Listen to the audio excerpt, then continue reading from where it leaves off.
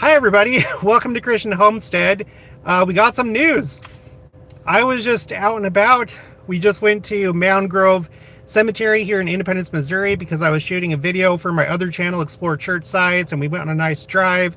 And we had one errand to run afterwards, so we're here at Walmart. It's been a while since I've done a live stream from a parking lot.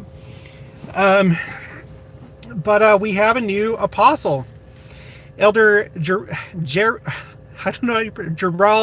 Caussé. Sorry, I haven't looked at all the details. I just wanted to get this out there as soon as possible. I think the news just broke just a little while ago. I got a couple of texts from some people. As soon as I got the first one, I decided to go ahead and jump on here. We have the haystack, new apostle. Yep. I think most of us probably thought that we weren't going to find out who the next apostle was going to be until General Conference. When President Nelson passed away, I guess I kind of naively thought that we would know during General Conference who the next first presidency was going to be, along with the new apostle. But, you know, we didn't find out about the new first presidency until after President Nelson's funeral. And then at that point, I assumed that we probably wouldn't hear. Oh, nice. Very nice car in front of me. I'm being quickened, you guys. This is what it looks like. At that point, I guess I assumed that we wouldn't find out about the new apostle until the next General Conference. The only thing I've looked at so far is there's a Salt Lake Tribune article that points out that he's the one that probably knows the most about church finances because he was in the presiding bishopric, which is really interesting because as we think about the new first presidency, one thing that was eyebrow raising to me was the selection of President Christopherson, but it made sense because he used to be an attorney. And now we have this new member of the Quorum of the 12 that knows probably the most, or has been the most hands-on, I guess you could say, with church finances. I don't know that that's the reason why they chose him or why he was chosen. Of course, it's the Lord that does the choosing. But man, it's starting to make me feel like there's going to be a need for two attorneys in the first presidency, and then someone who's so familiar with church finances in the Quorum of the 12. Latter-day Dan is here. Very exciting. Lanita Wickle. Okay, I'm going to skip that one. Calamity Jane. Yay, I'm a fan. Yeah, me too. I've always liked him. There's one video that I've made that sticks out to me right now.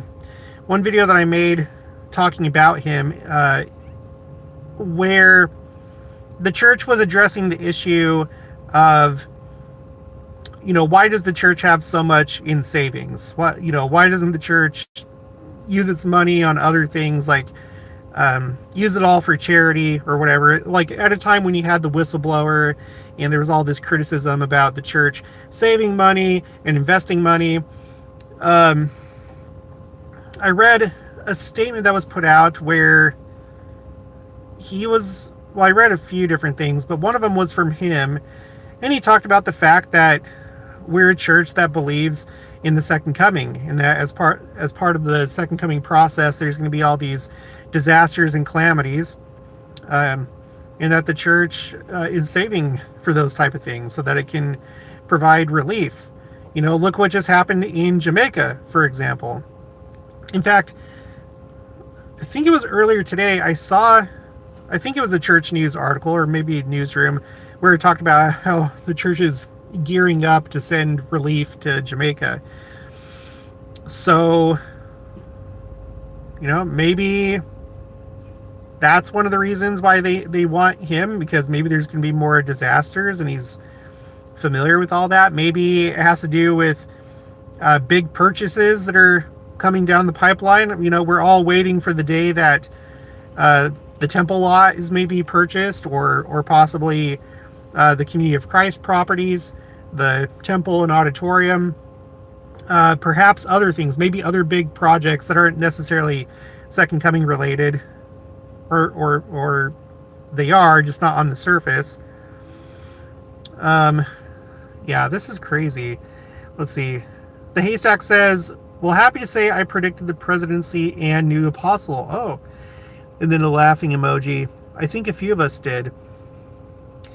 Yeah, I hadn't seen anybody predict that he'd be, excuse me, that he would be the new apostle, but maybe I just missed it. Z-Barth is here and says, Haystack called it. Oh, so maybe you did like a video or something like that on your channel. Everybody check out the Haystack. Well, so what are your thoughts? Does anybody have any thoughts about this aside from what I'm saying? It's interesting that he's from France. This adds a new like nationality, someone from a different nationality to the Quorum of the 12. I remember when Elder Uchtdorf became an apostle in, it was probably the Salt Lake Tribune that was pointing out like, oh, this is the first non-Anglo-Saxon, somewhat of Anglo-Saxon descent in the Quorum of the 12. And then after that, of course, we got Elder Gong. Jenica's back, but I'm still going to talk for a little bit. We got Elder Gong. We got Elder Suarez. So Elder Gong, that has his Chinese ancestry, and then Elder Suarez that has Brazilian ancestry. I need to do this live stream really quick. That's fine, if you don't mind me making a little bit of noise. No, the new apostle was announced. Do you know he was the presiding bishop, Gérald Caussé? No. Like the French guy. Oh, yes. You'd probably recognize him if you saw him. Okay. Lanita says, I've always liked listening to him, and he has spoken at quite a few conferences. So, yeah, so we got, and I don't know, maybe this is intentional. Again, when I say intentional, I say on the part of the Lord, because ultimately it's the Lord that's choosing who his apostles are. And they were foreordained before the world was even created. So what we've seen is like these different nationalities join the 15, starting with Germany with Elder Uchtdorf, China with Elder Gong, Brazil with Elder Suarez, and now France. I'm not missing anybody, right?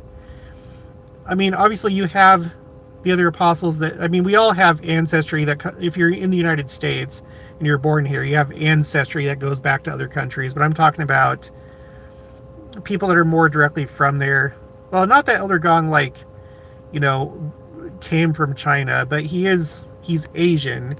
And so people probably more readily identify him as like, oh, this is somebody that is of Asian descent. It's, you know what I mean? Let's see.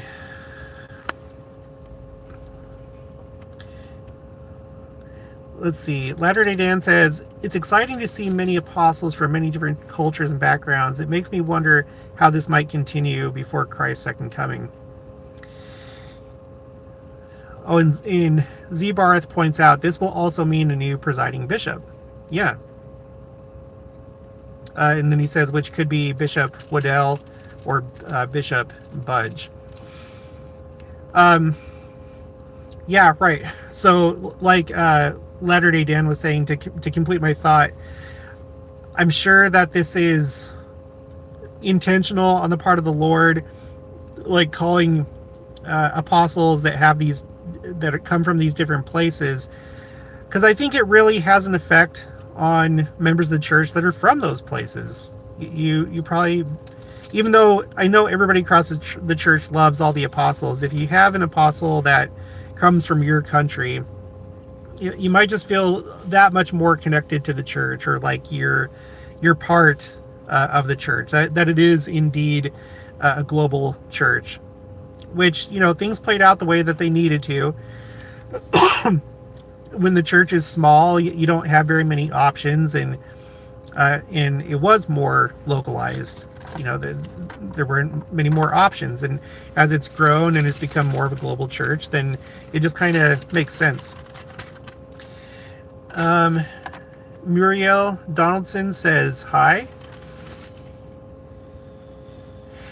Brother Stevenson, where'd he go? There's Brother Stevenson. Like and subscribe done. Check. Thumbs up. I think that's like a bot or something like that. Denise Drake. So now the presiding bishopric will be reorganized. Elder Kieran. Well, yeah, the presiding bishopric will be reorganized. I don't know what you mean with Elder Kieran, other than he is now no longer the junior apostle, officially. The Haystack. I wonder how many languages he knows. Yeah, that's a good question. So this is obviously going to be my video for tomorrow. I'm going to do research. It'd be great if you have any insights that you could email me, and maybe I could incorporate that into the video tomorrow if you have anything really unique or interesting to point out. Betty Horn is here, and she says, hey. So, yeah, I was not expecting for this to happen tonight. Maybe I'm going to start doing more live streams again, which means I'll need to get haircuts and start caring more about my appearance. This is exciting. It's interesting because Elder Kieran was called between general conferences. Before him, I put together a spreadsheet for this, but before him, the majority of apostles, at least within, I'd say, the last like 50, 60 years, the vast majority of them have been called announced in general conference. So it's been, if you're called in between conferences, that's more on the unusual side. So this would be considered more on the unusual side. B. Levitt says, B. Levitt says, Elder Renlund's family is from Finland and lived there for a few years, and he lived there for a few years as a child. Oh, I didn't know that he had lived there. Whenever he spoke, I guess I always just figured that that's just part of his family history. But no, because I remember him telling a story about his father. In fact, his father's story is on my spreadsheet for visions and visitations, because I think it was him, not his grandfather, but his father had kind of like a experienced, I think toward the end of his life, he had like a vision of some kind, and Elder Renlund shared that either during a Christmas devotional or general conference. But yeah, thanks for pointing that out, because yeah, when you have an apostle that has ancestry from somewhere else, like Finland, and they talk about it a lot, and Elder Renlund does, then then people from Finland are probably going to maybe have a little bit more of an affinity for Elder Renlund and feel, more included in the global church. Okay, Olga Landry, hello Jared from Saskatchewan, and that's in Canada. Hello. Ephraim McConan says, it is existing time for the church. Cameron Nielsen says, Gérald Caussé, for you non-French speakers out there, emphasize second syllable for each name. Gérald Caussé. Okay, I'll try and beat that into my brain. Stephanie Wright, Elder Renlund also lived in Sweden. Let me think. Elder Renlund also lived in Sweden while he was growing up. Oh, duh. And then I forgot Elder Kieran. Maybe that's what you meant, person who said Elder Kieran. So yeah, Elder Kieran with the United Kingdom. To a lesser extent, he lived in Saudi Arabia, but you mostly associate him with the UK. So, okay, so we got Germany. Okay, this is how it goes. Germany, Elder Uchtdorf. China, Elder Gong. Brazil, Elder Suarez. United Kingdom, Elder Kieran. Elder Caussé, with France, and then Elder Renlin and his ancestry, and kind of like having a closer connection with Finland. So I'm probably going to update my spreadsheet and add a column with like for like a little icon of for flags to show like where they're from, because that seems to be becoming more and more relevant.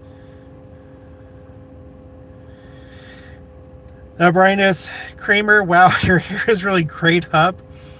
Has it been that long since you've spoken into the camera? I guess so.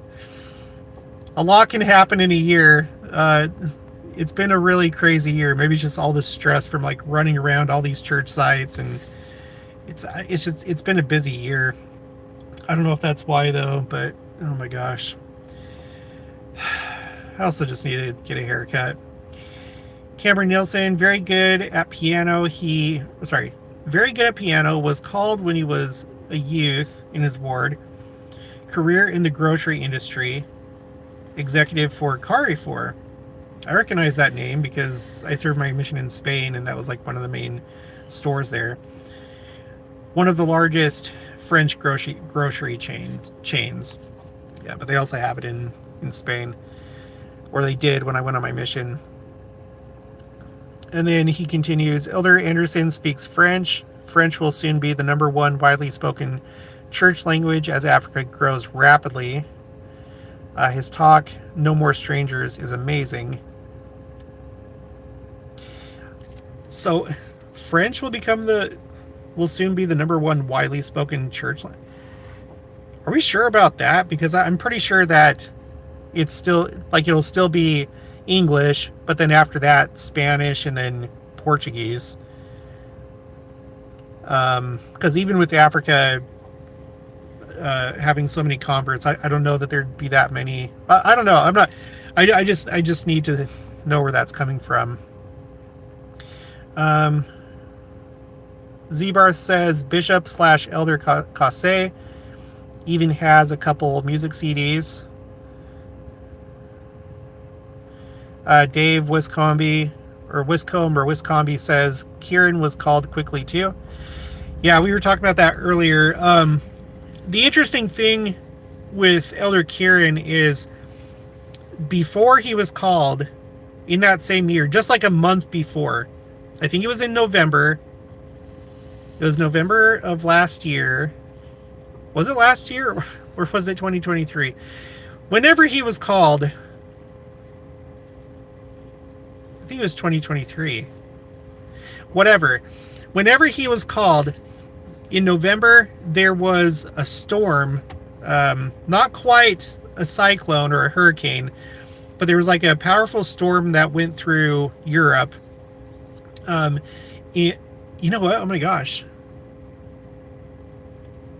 If I remember right, that storm went through both the UK and also France. Like, it caused damage in those places. I'm gonna have to double check, and I'll probably include that in the video for tomorrow.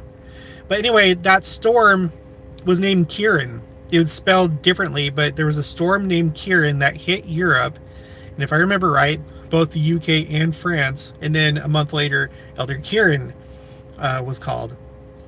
And now, if it did hit France, then that's kind of interesting in hindsight now, knowing that the apostle after him was going to be from France.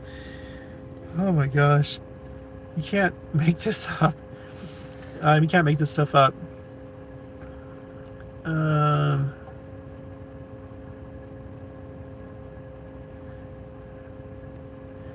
Let's see. Amy Stratton, hi from Arizona. Such exciting news. El Paculi. I think Elder Bednar said something about the French language. Yeah, I'm going to have to... I've got my work cut out for me when we get home.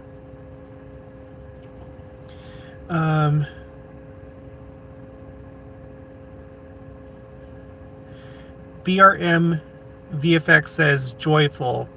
Piano duets of Gérald Caussé and Nicholas Guisti is available at Deseret Book.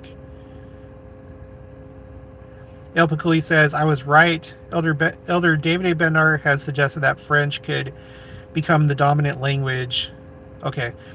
That French could become the dominant language of the Church of Jesus Christ of Latter-day Saints in the future. I still feel like you would have a hard time passing up at least Spanish and English. Julie Engel says, isn't he a bishop of sorts? Yes, the presiding bishop. CO2MC number 26, just woke up from a nap, just got the news. That's exciting.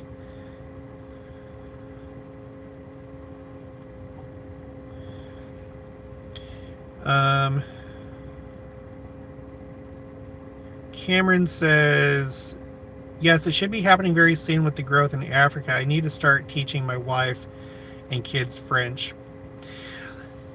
I'm going to look at numbers because, like, if you're because I guess, like, you might automatically think in terms of, like, the size of countries, but of course the size of the church in each country is not necessarily proportional to the size of countries compared to each other, if that makes sense. So, in other words, for example, the Philippines, I think that's like the 4th largest country in the church, but on, when you compare countries, the Philippines is not the fourth largest country in the world.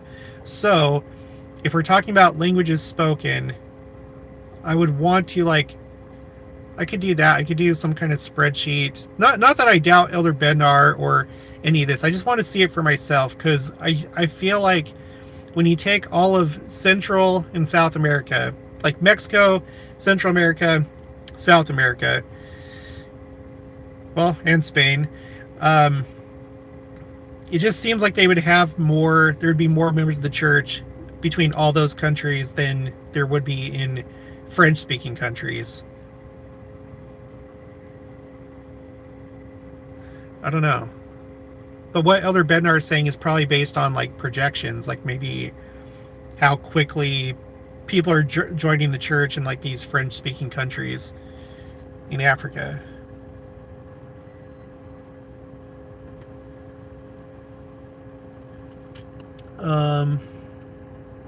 I recently heard, for some reason it doesn't have your name. I recently heard that about the French language too. Julie Engel, I got a D in high school French, so I hope not. Laugh out loud. I cannot conjugate a verb to save my life. The thing about learning these languages where you have to, like, conjugate verbs, I mean, with English there's conjugation too, but it's not nearly as pronounced, no pun intended.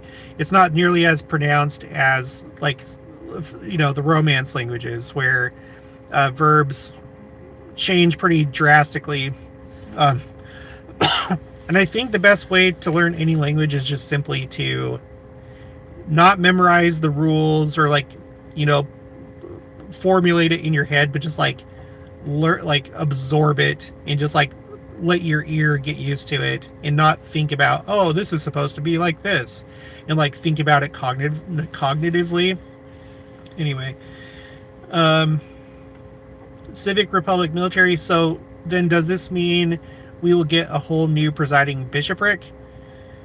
I mean, at the very least, a new presiding bishop, and he would probably be the one to call his counselors, or submit names of who he would like as his counselors, and maybe he would keep, the same counselors, or keep one of them, or maybe one of the counselors will become the new presiding bishop, and then he'll keep the other counselor and then call somebody. So, I don't know.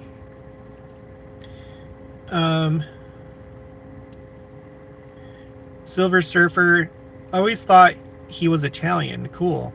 The Lord Jesus Christ is working. It's the Lord Jesus Christ's work is hastening at light speed. It sure is. Cameron Nielsen, French and Spanish are the two easiest languages for English speakers to learn. You can learn it without mastering Parisian. Is it Parisian? Speed or perfect pronunciation. Wink. Yuri, conjunction junction, what is your function? That's from Schoolhouse Rock, right? It's the song in Schoolhouse Rock. David Hinton, I thought we would take Adamic language in the millennium. Oh, an evening language. I'd like to see how that transition takes place, because my understanding is, yes, we will end up speaking the Adamic language, but I wonder how that is going to happen, or how long it's going to take for everybody to transition to that. Kiori confirms, yes, Schoolhouse Rock. BRM VFX, looks like he has 2 CDs at Deseret Book, Joyful Noel, and a podcast. He has a podcast? All in LDS Living podcast. Oh, that talks about why they did them. Oh, like he was interviewed by LDS Living, why he did those CDs. For anyone that's joining, of course, it says it in the title, but we have a new apostle. It's now Elder Gérald Caussé. He was the presiding bishop of the church. He's French, and just totally was not expecting this today. Like, not at all. I like I said earlier in the live stream, I thought we would have to wait until the next general conference, but I guess not. I wonder why, why today? Like, why not, yesterday, or why not a week ago, or why not, 1, 2, 3 days after President Oaks after they reorganized the first presidency. I know that there's a reason. Maybe it was just the spirit. Maybe he just had to really study it out, or they all had to study it out. Civic Republic Military, I'm very intrigued at Elder Bednar's multiple new videos regarding the restoration and organization of the church. At least 3 new videos. Yeah, I noticed that too. I've seen that on Instagram. He has this little series of church history type videos in New York. He had one that had a scene of the Hill Cumorah. There was also I forgot the name, but the print shop that print the first copies of the Book of Mormon. Cameron Nielsen says, oh, where'd it go? Oh, message retracted. Sarah Cook, the apostles meet on Thursday. I'm in the temple room, which is now across the street for now. Yeah, right. And today's Thursday, and it's the 6th, right? Yeah, so Thursday, that makes sense. That makes sense. So so that's in answer to why not yesterday, why not 2 days ago. At the very least, within the last 7 days, the reason why not until today is because that's when they potentially, most likely, like what you're saying, today is the day that they have their meeting. The last I checked, and this was on the Salt Lake Tribune, just do a Google search, is that they meet on the 8th floor of the Joseph Smith Memorial Building, since the Salt Lake Temple is currently under renovation. So unless that changes somewhere else, but I'm sure it's in the Joseph Smith Memorial Building. Let's see, Janet Manning, thank you Jared for letting me know. I was trying to figure out what was going on. It sounds like the work is hastening. Have you checked on the latest 3i Atlas? Yes, I saw news come out today. That was actually going to be my video for tomorrow morning, but it's probably going to have to be pushed back, or it might be a second video for tomorrow. So I'll leave that for the video.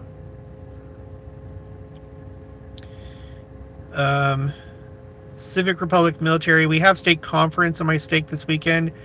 We get to sustain a new first presidency, a new apostle, and new stake presidency. What a Sunday this will be.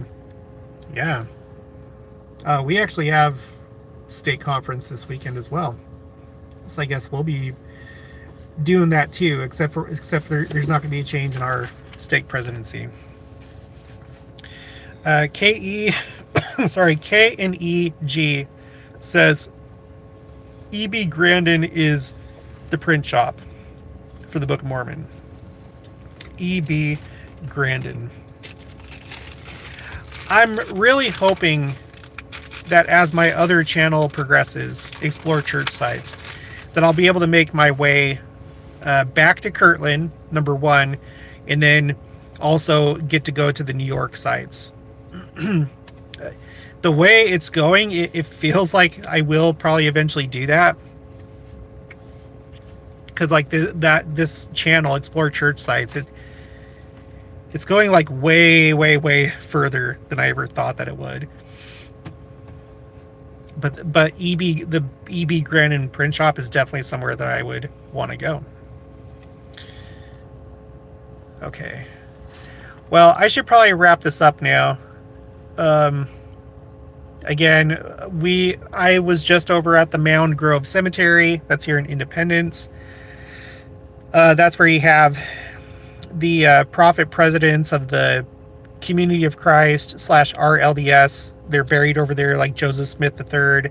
And then there's also a headstone for 3 of the victims of the cholera in Zion's camp. There, 3 of those, three of them are buried here in Independence. And then we went on a nice drive, explored a part of the city that we hadn't been to before. Went to another city actually called, what's it called? Sugar Creek? Sugar Creek. And then had this last errand to run. We came back down here, and then we're at Walmart, and then I got a text, and then another text, and then another text that there was a new apostle. So I love it when stuff like this happens. That I guess the last time that there was something like this where I was getting a bunch of texts, it may be all the way back when it was announced that the Kirtland Temple was purchased. Well, no, duh. The last one was with the passing of President Nelson. And of all places, I was in Utah at that time. To me, I feel like there was like something to that, like on a personal level. You know, the last few years we've been going to Utah. Well, no, last year and this year we've gone to Utah, you know, once each year, and it feels like that's probably going to continue. We'll probably come to Utah again next year. But of all the weeks during the year, that was the week when we made our trip. We were coming there to meet with some social media people. I was able to get in contact with somebody that got me into the conference center and tabernacle, so I could record in there for Explore Church Site, the Explore Church Sites channel. Wanted to see family. I also wanted to record other church sites. So that's what my mind was on, is like all these things. It was a very, very busy week. And then, you know, I just started getting, well, I got a text from Mindy, and she's like, oh no, President Nelson. And I thought she was talking about, there was like some recent news at that time that he had like lost his sight, or like his sight had really diminished. And so for all intents and purposes, he was essentially blind. And so I was like, oh yeah, did you just hear about that? But then, you know, I looked it up and I was like, she can't be talking about him having passed away. And no, he passed away. And so I did a live stream. It's just, I don't know. It's crazy. Julie Engel says, thank you for doing a live stream with the fascinating news. I can't wait to see your video on 3i Atlas. Yeah, I can't wait to make it. But yeah, you can expect probably a more in-depth video about Elder Gérald Caussé tomorrow morning. I'll see what I can pull together. And again, if you guys have any insights, any interesting details about this, please email me as soon as possible, because I'm going to start working on that video right when we get home. Grant, the Christmas devotional in 2020 was not a live ticketed event when we had the COVID-19 pandemic and filmed without an audience. Yeah, that's true. I wish I knew why they're doing it this year. I'm hoping that maybe there's like just like a special presentation, like they just like they want to do something special for some reason, and hopefully it's Second Coming related. But anyway, okay, this will be the last one. Janet Manning, believe me, Jared, you're going to find out that there's more than what has happened a week ago. Yep. All right. Well, thank you guys for joining me. I'll talk to you later.